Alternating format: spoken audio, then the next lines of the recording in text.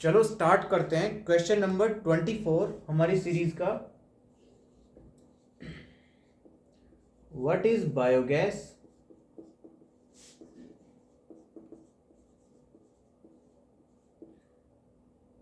what is the use of biogas?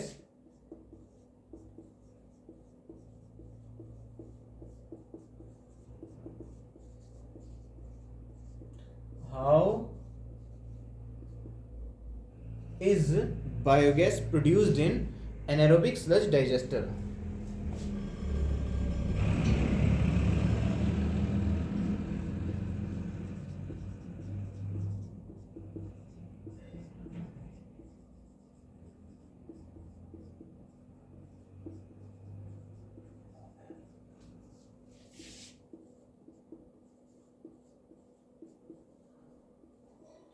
ये हमारा question ऐसे कर रहे हैं हम जैसे सीबीएसई बोर्ड ने पूछ लिया हो फाइनल बोर्ड्स के पेपर में 12th क्लास में चैप्टर 10 माइक्रोब्स, और ये हम 3 मार्क्स का है, ऐसे अटेम्प्ट करेंगे इसको।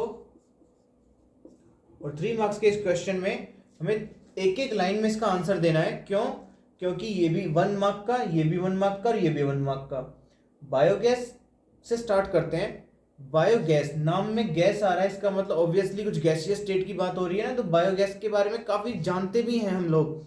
बायोगैस बट एक सिंगल गैस नहीं होती, जैसे मीथेन है CH4, कार्बन डाइऑक्साइड है CO2, ऐसे ही एक सिंगल गैस नहीं है, it is mixture of gases. तो इसी तरह से हम इसको डिफाइन करेंगे। क्या है ये? It is mixture of gases. कौन सी gases? Like methane, carbon dioxide and hydrogen sulphide. इन दोनों का तो पता है आपको, इसका मैं लिख देता हूं, यह है hydrogen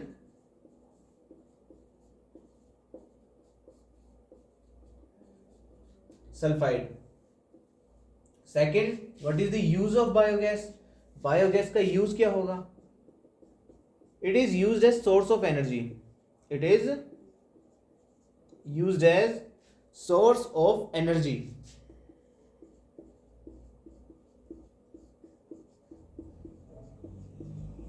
Why? Because or as it is inflammable.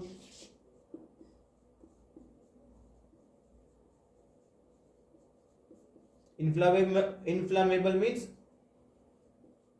ज्वलनशील है, मीन्स जल सकती है, जलाया जा सकता है इसको, और एक ईंधन की तरह इस्तेमाल किया जा सकता है।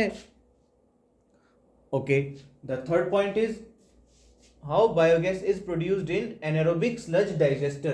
ब्रैकेट में इसको शॉर्ट फॉर्म में क्या लिखेंगे? ASD। सो हम लिखते हैं इसको इन ASD, इन एनारोबिक स्लज डाइजेस्टर। ध्यान से नाम सुनो, जो इस क्वेश्चन नंबर 24 को देख रहा है, आप जरा क्वेश्चन नंबर 20 पे जाओ। How is secondary treatment done in sewage treatment plant. Biological treatment कैसे किया जाता है, वहां जाके आप जब देखोगे तब आपको ये सारी टर्म्स क्लियर होंगी कि फ्लॉक्स क्या होते हैं, एक्टिवेटेड स्लज क्या होता है, बायोगैस क्या होती है, एनारोबिक स्लज डाइजेस्टर क्या होता है। दोनों ट्रीटमेंट समझ पाओगे आप। मैं इन शॉर्ट आपको ये बता देता हूँ यहाँ पे कि जब ट्रीटमेंट करते हैं ना हम सीवेज का, यानी ह्यूमन एक्सक्रीटा है, ऑर्गेनिक मैटर है जो उसके अंदर प्रेजेंट, उस सबका जब ट्रीटमेंट किया जाता है सीवेज ट्रीटमेंट प्लांट के अंदर, तो anaerobic sludge digesters large tanks होते हैं जिनमें एनारोबिक बैक्टीरिया डाइजेस्ट करते हैं। नाम में इसका मतलब छुपा है, देखो, anaerobic bacteria digest the activated sludge, यानी एक्टिवेटेड स्लज मतलब aerobic bacteria along with fungi. तो इसको लिख देते हैं हम anaerobic bacteria digest the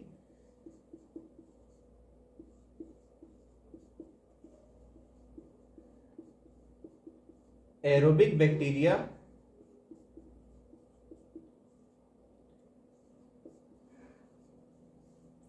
along with fungi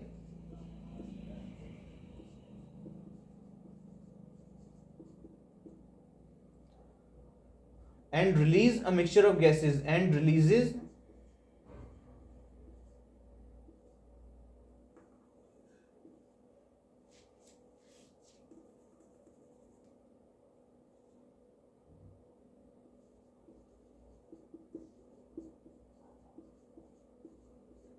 a mixture of gases like methane, carbon dioxide and H2S, collectively known as biogas.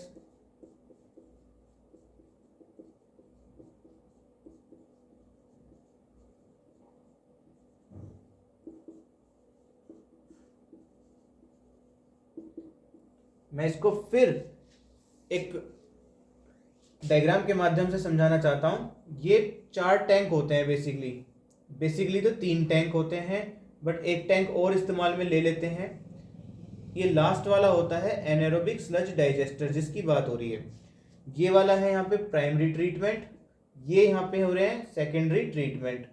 Primary treatment में ये है primary settling tank, this is aeration tank. Secondary treatment में क्योंकि यहाँ पे sewage treatment चल रहा है तो ये प्राइमरी ट्रीटमेंट है, ये सेकेंडरी ट्रीटमेंट है। और ये है सेटलिंग टैंक।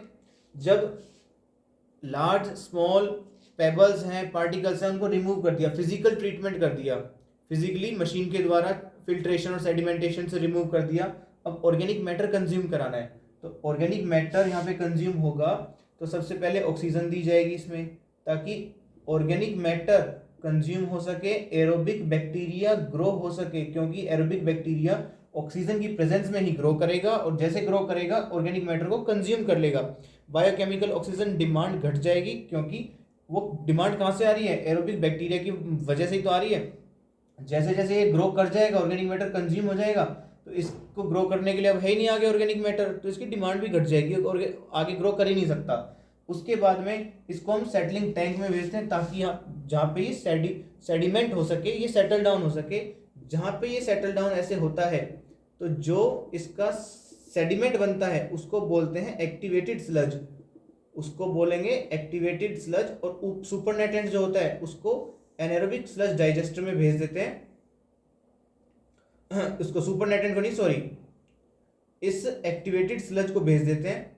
इस एक्टिवेटेड स्लज को स्मॉल पार्ट तो इसका वापस भेजते हैं एरेशन टैंक में, और रिमेनिंग पार्ट इस एनारोबिक स्लज डाइजेस्टर में भेज देते हैं, ताकि एनारोबिक बैक्टीरिया कंज्यूम कर सके इस एरोबिक बैक्टीरिया को।